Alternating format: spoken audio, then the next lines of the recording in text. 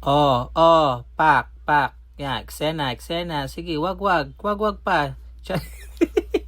O, di ba? Taas kilay na naman, imber na naman ang mga bashers. Sabihin na naman, syempre, bagong gawa. Kaya maganda at makintab. Paano na lang kung nabanlawan na ito? Siya, sige, panoorin natin ang video ito at kung paano natin ito na-achieve, mga sis. At ito nga yung buhok ni client before natin na-achieve yung ganun ka-straight, smooth, and shiny na buhok.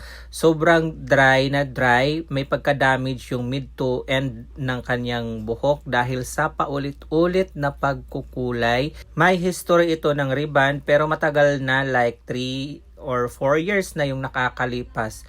So more on color lang to talaga siya, mga sis. Mahilig to siya mag-DIY ng hair color. So dahil hindi naman siya magpapa-rebond or hindi na siya into rebond ngayon at gusto nga lang niya itong maalis yung pagka-dry ng kanyang buhok, at the same time ma-straighten yung hair niya na hindi ire-rebond. So napag-isipan namin or inoffer ko sa kanya yung ating Keratin Opti-Straight. Dahil ito lang yung ating hair treatment na achieve talaga yung straightening effect na talagang mauunat ng bonggang-bongga ang buhok, at the same time ay ma-restore yung kanyang buhok, magkakaroon ng shine and moisture. So after natin ma-prepare ang buhok ni client, ma-shampoo at ma-blow dry ng 100%.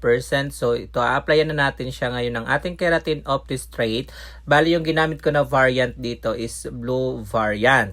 Aside sa red variant, mga sis, yung blue variant ay pwede rin po sa mga colored hair. Basta i-check nyo lang po yung hair strands ng buhok ni client kung matibay or makakapal yung hair strands. So blue variant na nga ang ginamit ko dito, mga sis, para mabilis yung processing time sa pagbabad ng ating Keratin Opti-Straight, dahil itong blue variant is mataas po yung concentration ng straightening. So hindi lang to siya pang kinky, pwede rin sa mga colored hair. O, diba? Pulit-ulit si Akla. Charis. Alright, mga sis. So tapos na tayo dito mag-apply ng ating Keratin Opti-Straight blue variant. So binabad ko muna to ng 1 oras at binalutan ng cling wrap. Then after an hour ay tinanggal natin ang cling wrap at kinomb natin yung buhok ni client para well saturated lang at well applied, charis, yung ating Keratin Opti-Straight. Then after natin dito mag-comb, mga sis, or mag-rechecking, ay binabad ko ulit ito or nag-extend ako ng another an hour.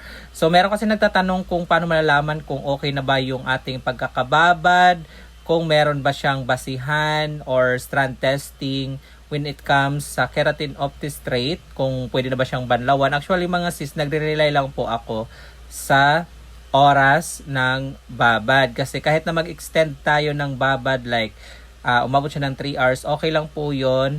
Hindi naman po ito nakakasunog or hindi siya nakaka-damage. Nadadamage lang yung buhok kapag mali po yung ating ironing process. Doon lang talaga nagkakaroon ng problema. Pero dito, kung mag-extend man kayo sa pagkakababad, okay lang po yun. The more nga nabababad is mas maganda siya kasi mas napipenetrate ng buhok yung ating Keratin Opti-Straight. Yun po ay base sa aking experience when it comes using this Keratin Opti-Straight, ha, mga sis. So kung medyo natatakot pa kayong gamitin ang product na to, meron itong 3 variation. So pwede kayong gumamit nung 3 variant, depende sa klase ng buhok ng inyong client na paggagamitan. So after 2 hours na nakababad yung ating Keratin Opti-Straight sa buhok ng ating client, binanlawan natin ito ng pure water lang, blow dry. So ito na yung buhok ni client after natin siyang mapatuyo. So nag-straighten na siya, at ang next naman yan ay pinansya natin yung buhok ni client using 200 degrees Celsius. At ito yung nakuha nating result after natin siyang ma-iron. At syempre, dahil marami tayong question na what if kung nabanlawan na yung buhok ni client, ano yung magiging itsura, magi-straighten ba siya or babalik sa dati yung buhok. So dahil itong ating Keratin Opti-Straight is same day wash, so pwede po natin itong banlawan. Kung masipag tayo or gusto agad natin makita yung result, pwede natin banlawan. Pero optional lang to, mga sis, ha, dahil right after natin mag-iron, pwede yung client na yung magbanlaw sa kanilang balor, ganun. So dito, dahil gusto nga natin malaman kung okay yung naging outcome or na-straighten ba natin yung buhok ni client, so magsi-same day wash tayo. Bali, shampoo and conditioner yung ginawa natin dito. Then papatuyuin natin ito ng medium heat temperature ng ating blow dry. Then hand dry lang, walang comb or walang roller brush tayong gagamitin. And piece of advice lang po sa ating mga kapwa hairstylist, sa ating mga masugid na manonood, sa ating mga basher, ang Keratin Opti-Straight ay merong up to 90 to 100% straightening effect. Ito pong treatment na to ay ino-offer namin sa aming mga client optional kung gusto po nilang magpa-treatment na mag-straighten ang kanilang hair na hindi idadaan sa rebonding. Kasi po, merong mga client na hindi sila nagpapa-rebond or not into rebonding, more on treatment lang sila pero gusto rin mag-straighten ang kanilang mga buhok. So ito po yung best option para sa kanila. Pero kung gusto naman ng client na magpa-rebond, then go tayo sa rebonding. Hindi naman po ito replacement para sa ating rebonding services. Ito po ay additional service sa ating salon para doon sa mga client na gustong magpa-treatment at gusto rin maunat ang kanilang mga buhok. Hindi po namin sinasabi na alisin na yung rebonding services ninyo at mag-focus kayo sa ganitong service. Wala pong ganun. It's an additional service. Kasi po dito sa salon mga sis, marami talagang nagpapariband at marami din mga client na gusto magpa-treatment pero gusto straight at ayaw naman magpariband. So, meron na tayong mga option na services na pwede nating i-offer sa ating mga client. Diba? It's a win-win situation. Charis. At syempre, nasa ating mga hairstylist din or salon owners na i-educate din po yung ating mga client kung ano mga service ang ating in-offer sa ating mga client, yung mga advantage at disadvantage nito sa kanilang mga napiling service.